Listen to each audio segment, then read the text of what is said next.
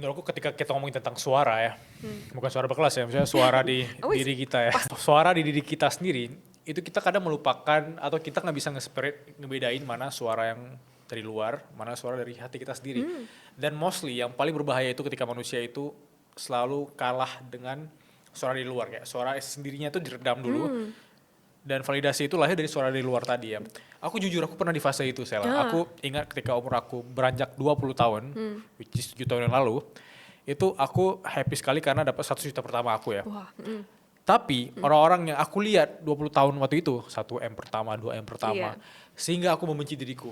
Ya. Itu problemnya. Kalau aku ketemu dengan Bila 7 tahun lalu, aku bisa marahin dia gitu kayak, kenapa gitu. Padahal itu pencapaian bagi aku pribadi. Iya, betul. Karena aku harusnya sangat bersyukur aku bisa kumpulin uang dengan kerja keras aku. Tapi pada waktu itu aku ketemu orang yang kontennya kayak 1M pertama, 2M pertama. Jadi aku mendengar orang-orang lain yang bilang 1 juta nggak aman. Yang aman 1M, 2M. Kamu bisa bikin orang tuamu pensiun 1M, 2M. Iya. Sehingga aku dengerin 1M, 2M itu. Dan aku mulai membenci fase-fase aku kayak, gimana caranya dapat 1M ya? Aku mau membuktikan ini ke siapa? Aku menanyakan lagi, kenapa aku kejar ini? Dan ketika momen aku menyadari bahwa harusnya aku bersyukur sama versi aku yang udah kerja keras, disitulah aku mulai percaya diri. Karena yang meredam, yang bikin aku gak percaya diri selama itu ya karena kamu bilang tadi, suara-suara dari luar. Kayak harusnya hidup seperti ini, gak ada. Iya. Gak ada harusnya sih di Nggak ada. dunia ini ya.